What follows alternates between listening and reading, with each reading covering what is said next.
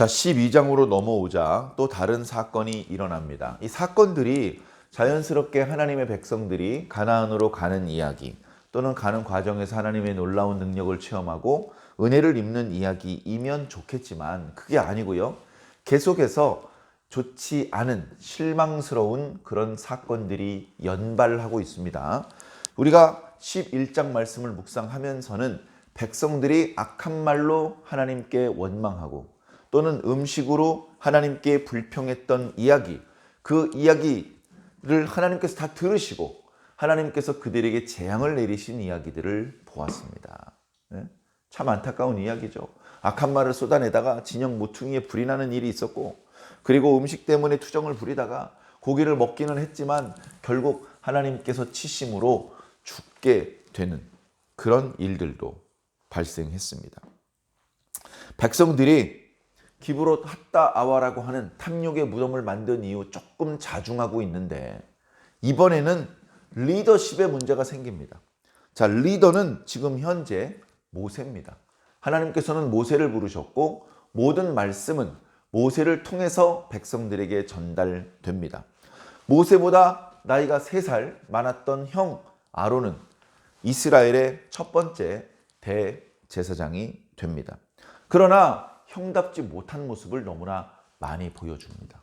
줏대가 없이 이리저리 흔들리는 모습을 많이 보여주어 우리로 하여금 실망을 하게 만들고 또는 불안하게 만듭니다.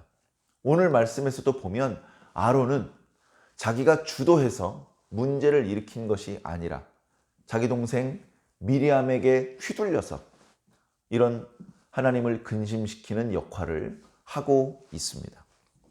자, 그런가 하면 모세보다도 모세의 누나죠. 모세의 누나였던 미리암. 모세의 누나였던 미리암은요. 모세가 어렸을 때 애굽 강에서 흘러 이제 어쩌면 저 하류로 지중해로 흘러가 죽어버릴 수밖에 없는 그런 자기 동생이 혹시 누군가 건져줄지 모른다면서 뒤따라 갔다가 바로의 딸 에집트의 공주가 그 모세가 담겨 있는 그 광주리를 발견하고 모세를 안고 가려는 것을 보게 됩니다. 공주님, 제가 지나가다 보았는데 그 아이를 위한 유모를 제가 한번 알아봐 드릴까쇼? 그렇게 모세를 살렸고 모세가 어머니 요게벳의 그 모유를 먹으면서 클 수 있도록 도와주었던 그런 고마운 존재였습니다. 그러나 지금 전혀 다른 모습을 하고 있습니다. 전혀 다른 모습을 하고 있습니다. 자, 사건의 발단은 모세가 구스 여자를 취하는 데서부터 시작됩니다. 자, 이게 문제가 된다는 것이죠. 모세가 잘못했다는 겁니다. 모세가 맨날 잘난 척하고, 그죠? 아론과 미리암보다도 동생 막내잖아요, 막내. 근데 항상 어른 행세하고 자기들을 무시하고 자기들은 그냥 꽂아 놓은 보릿자루 마냥 옆에 세워놓기만 하고 모세 혼자 다 북치고 장구치고 다 한단 말이에요. 자, 그러다 보니까 기분이 나빠. 그게 뭔지는 모르겠는데 꽤 오랜 기간 동안 아론의 마음에, 특히 미리암의 마음속에 쌓여 있었던 모양입니다. 아론은 기분이 나쁘기도 했지만 때로는 대제사장이라고 추켜 세우면서 특별한 의복을 입고 조금은 특별 대우를 받는 것 같은데 미리암의 경우는 아무것도 아닙니다. 미리암은 어쩌면 저 앞에 출애굽기 15장이었나요? 거기 보면 여인들의 리더십, 그죠? 여인들을 이끌고 나와서 홍해를 건너게 하신 하나님을 찬양하는 일을 주도했습니다. 그러니까 미리암도 선지자고, 미리암도 하나님을 기쁘시게 하는 자고, 미리암도 이스라엘 백성들을, 특히 여자들을 잘 통솔하는 그런 역할을 맡은 사람입니다. 그러나 모세처럼은 못 되었기 때문에 여러 가지로 불만과 불평의 속에 쌓여 있었던 모양입니다. 그러다가 모세가 구스 여인을 취하자 너 잘 걸렸다. 너 아주 그냥 그 제대로 걸렸어 너. 그래가지고 모세를 책망하고 비방하기 시작을 하는 겁니다. 자, 근데 여기 문제가 몇 가지가 있어요. 자, 첫 번째 이 구스 여자가 누굴까? 구스 여자는 요즘 말로 하면 에티오피아라고 번역을 합니다. 구약 성경에 구스가 나오면 요즘 말로 에티오피아예요. 그러니까 이집트보다도 더 남쪽 수단이라든가 에티오피아라든가 케냐라든가 이집트보다도 훨씬 남쪽에 있죠. 이집트 사람들보다도 피부도 훨씬 검습니다. 그러니까 이제 피부가 검은 사람을 구스 여자라고 구스 사람이라고 말하기도 했고, 그리고 이 구스 사람이 요즘 우리말로 에티오피아 쪽에만 살았던 게 아니에요. 그리고 성경의 기록을 보아도 구스 사람을 미디안 사람도 구스 사람이라고 표현을 했습니다. 그러니까 모세가 발정이 나가지고 지나가던 구스 사람을, 또는 이스라엘 진영에 섞여 있는 구스 사람을 발정이 나가지고 데려다가 겁탈을 하고 자기 둘째 부인으로 삼아버린 것일 수도 있지만, 그게 아니라 모세는 원래 미디안에서 아내를 맞이했잖아요. 미디안 장로 이드로의 딸 십보라를 아내로 맞이했단 말이죠. 그러니까 그 십보라가 구스 여자예요. 그러니까 야, 너 이스라엘 사람이라면서 하나님의 종이라면서 이스라엘 여자 중에서 아내를 구했어야 되는데, 우리랑 눈동자 빛깔도 다르고 머리털 꼬부라진 것도 다르고 피부 색깔 다른 저 구스 여자, 십보라가 구스 여자라는 것이죠. 구스 여자를 아내로 취했느냐? 너는 이스라엘 전체를 지도할 수 있는 그런 지도자로서의 자격이 없다, 이런 얘기를 하는 거예요. 그런데 과연 이 구스 여자를 취한 것이 잘못이냐? 첫 번째, 십보라를 구스 여자라고 생각을 한다면 모세가 잘못한 게 뭡니까? 모세가 잘못한 게 없어요. 두 번째, 정말로 이집트 남쪽에 있는 에티오피아 출신의 피부가 유난히 검은 어떤 여자가 있었는데, 그런 여자가 애굽에서 종로로 타다가 이스라엘 백성들이 애굽을 나갈 때 따라 나왔어. 섞여 있는 잡족 중에 정말로 구스 여자가 있었어. 에티오피아 쪽 구스 여자가 있었어. 그러면 그 여자를 둘째 부인으로 맞이한 것이 정말 지탄받을 일이고 하나님의 계명을 어긴 일이고 이스라엘 공동체를 해롭게 한 일이냐? 아니요. 안 그래요. 제가 말씀드리지 않았습니까? 하나님께서 모세의 자손들에게, 혈통적인 모세의 자손들만 하나님의 백성이 될 수 있도록 제한한 것이 아니라 그 주변에 있는 다른 민족들이라 하더라도 겸손히 하나님 앞에 머리를 숙인다면 그들도 언약 백성이 될 수 있는 길을, 그런 문을 활짝 열어놓으셨다. 그런 상황이라면 구스 여자를, 피부색이 좀 검다는 이유로 구스 여자를 두 번째 아내로 취한 것이, 그리고 당시에 아내 둘 취한 것이 그렇게 흉이 되지 않던 시절이기 때문에, 그것 때문에 너는 이스라엘의 지도자가 될 자격이 없다고 말할 수는 없다는 것입니다. 그러니까 문제가 자체가 아니었어요. 막 야단치고 난리를 피울 건덕지가 없었습니다. 그냥 괜히 불만이 있으니까 불만을 터뜨린 거예요. 그리고 말씀을 자세히 보면 아론과 미리암이 불만을 터뜨린 게 아니고요, 미리암과 아론이 불만을 터뜨렸습니다. 다시 말해 미리암이라는 이름이 먼저 나와요. 미리암이 주도한 거예요. 미리암이 주도해서 아론이 휘둘려 가지고 같이 동참한 겁니다.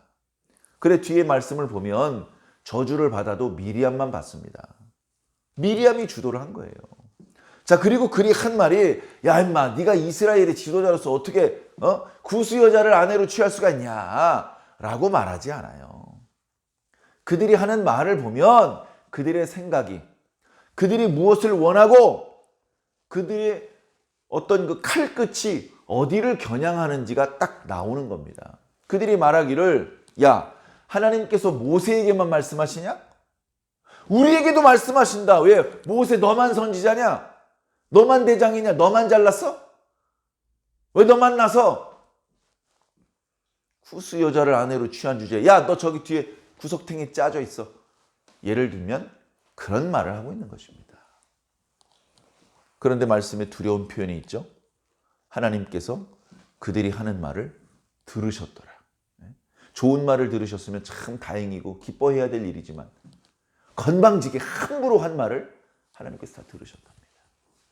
3절을 보니까 이 사람 모세는 그 온유함이 당시 지면에 살고 있는 그 어떤 사람보다도 크다. 그렇게 말씀하고 있습니다. 모세는 온유한 사람이에요. 아, 형님, 뭐 말도 안 되는 소리를 하세요. 누님, 제가 그렇게 섭섭하게 드렸습니까? 뭐 이런 구차한 얘기를 하지 않은 거예요. 들으면 신경질 나고, 들으면 화딱지 나고, 혈압 오르는 이야기죠. 그러나 모세는 혈압을 올리지 않았습니다. 입을 꾹 다물고 있었습니다. 입을 꾹 담고 참고 있었습니다. 하나님께서 모세 대신 나서 주십니다. 모세, 아론, 미리암, 너희 세 사람 회막 앞으로 와라. 갑자기 하나님께서 그들에게 그런 말씀을 주셨습니다. 그들은 뭔가 굳어진 표정으로 회막 앞에 다가갈 수밖에 없었습니다. 구름 기둥이 서 있었습니다. 하나님께서 그 구름 기둥 가운데에 임재하셨고 그로부터 하나님의 음성이 들렸습니다. 내가 백성들에게 전해줄 말이 있으면 선지자에게 환상으로나 꿈으로 나를 계시할 것이다.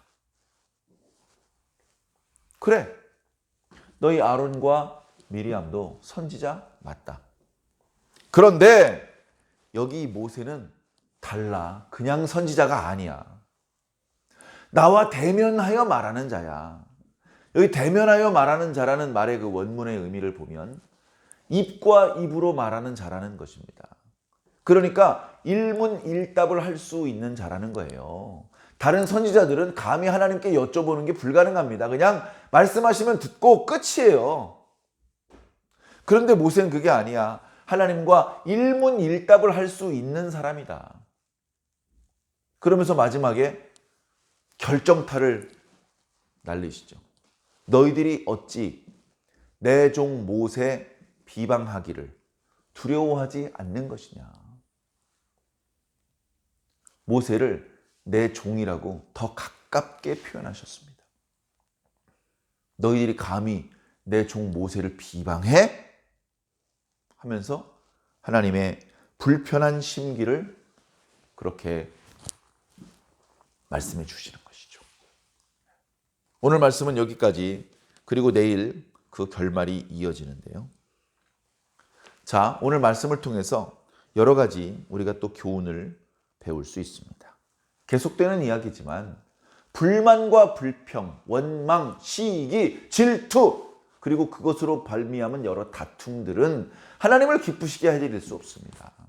하나님의 일을 도와주지 못합니다. 회방하는 일이 되는 것이죠. 내 마음속에 불만이 쌓이는지 잘 바라보셔야 됩니다. 저 사람 날 무시하네. 아니, 왜 나만 이렇게 불공평하게 이런 대접을 받지? 이 순간이 위험한 순간입니다. 아니, 짜장면을 먹는데 왜 날 나중에 갖다 줘? 날 먼저 갖다 줘야지. 젓가락을 누가 갖다 주면 아이고 고맙습니다. 제가 챙겨드렸어야 되는데. 그렇게 고마워해야지. 아니, 젓가락을 놔도 왜 나한테 나중에 갖다 놔? 그리고 젓가락을 내려놓은 모양을 보니까 옆에 있는 사람은 가지런히 놓았는데 내 건 대충 던져놓네? 아, 기분 나빠. 요 순간이 위험한 순간입니다. 기분 나쁘긴 뭐가 나빠. 고마워하라니까. 고마워해. 여러분, 감사만이 살 길입니다.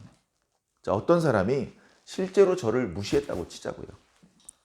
근데 저만 젓가락을 안 놓을 수가 없으니까 옆에 있는 사람도 놓고 제 것도 놓긴 놓는데 그 사람이 저를 별로 좋지 않게 생각하다 보니까 그냥 가지런히 놓을 수가 없어. 젓가락을 틱 던져놨더니 젓가락이 막 이렇게 좀 어지러졌어요.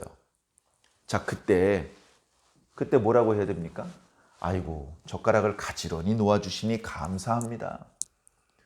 그러면요, 다시 손을 뻗어서요, 젓가락을 가지런히 놓게 됩니다. 감사가 살 길이에요. 감사가. 나도 살고 내 옆에 있는 사람도 살리는 방법이라고요.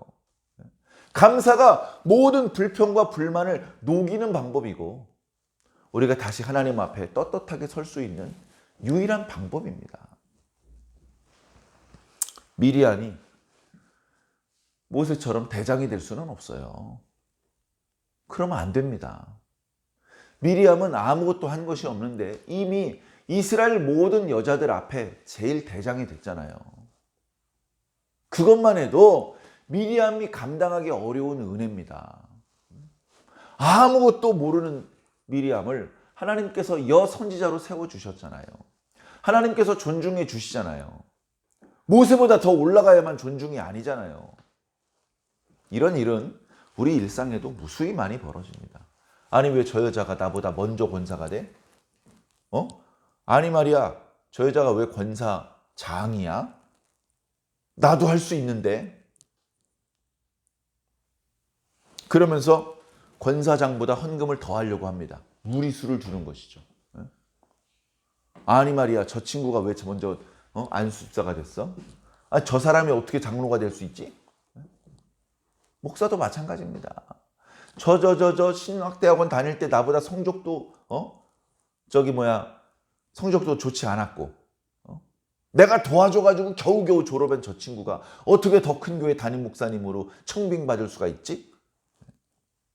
여러분, 마귀가요, 우리가 상처받고 시험 들고 불평하고 시기하게 만드는 순간을요 잘합니다. 그 순간에 찾아와서요 더 우리 속에 분노와 불평을 부추깁니다. 그 이방 잡족들의 말에 선동되어 가지고 하나님 원망해가지고 뭐 좋은 일이 있었습니까? 마귀가 부추길 때 얼씨구나 불평하면 안 됩니다. 그럴 때는 어금니를 꽉 깨물어야 돼요. 입 다물고 표정 관리 잘해야 됩니다. 그 순간을 넘기고 나면 아이고 화낼 일이 아니었잖아. 아이고 그때 화냈더라면 큰 낭패를 볼 뻔했네. 그런 일이 얼마나 많습니까? 사랑하는 성도 여러분, 저도 부족하고 우리 모두 다 부족합니다. 그렇기 때문에 우리야말로 겸손해야 돼요. 오늘 말씀에 모세가 온유했다, 겸손했다라고 말씀하고 있는데 우리가 본받아야 될 것은 아론과 미리암의 모습이 아니라 바로 이런 모세의 모습입니다. 하나님께서 높여주셨는데도 교만해지지 않고 기고만장하지 않고 온유한 성품을 유지할 수 있는 거예요. 온유하고 겸손해야 됩니다. 정직하고 그리고 성실해야 됩니다. 정직과 성실이 온유와 겸손을 실천하는 방법 아니겠습니까? 사랑하는 성도 여러분, 우리가 이 땅에 살면서 예수님 믿고 천국에 갔는데 예수님 믿자마자 천국으로 점프하는 게 아니잖아요. 계속해서 이 땅을 살아야 된다고요. 교회도 다녀야 되고요. 직장도 다녀야 되고요. 학교도 다녀야 됩니다. 명절 되면 가족들도 찾아가야 됩니다. 이 땅에서 사는 우리의 도리를 다 해야죠. 하나님 믿으면서 그 모든 걸 다 해야 돼요. 자, 그 과정에서 우리가 어리석은 모습, 하나님 백성답지 못한 모습, 우리가 성경을 읽으면서 이스라엘 백성들의 저런 모습을 보면 실망하잖아요. 그런데 우리도 하나님을 실망시키고 우리도 이웃들을 실망시키고 우리가 주변의 불신자들을 실망시키고 세상의 교회를 걱정하게 만들면 되겠습니까? 안 되죠.